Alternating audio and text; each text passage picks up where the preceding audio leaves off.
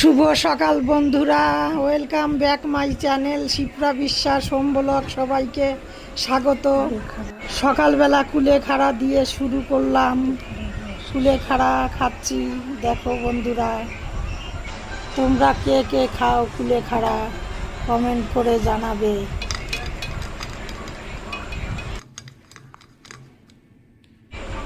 আমি আজকে করব হচ্ছে লেমন চিকেন। দেখো তোমরা কেমন করে করি, আমি আমার মতন করে করি। তোমরা কীরকম করো আমাকে জানাবে। আমি রসুন আদাটা বেটে নিচ্ছি। আমি 500 গ্রাম মতো চিকেন নিয়েছি। দই ফেটানো, আদা বাটা, রসুন বাটা, কাঁচা লঙ্কা বাটা সব একসঙ্গে মিশিয়ে চিকেনটা মাখিয়ে ম্যারিনেট করে নিচ্ছি।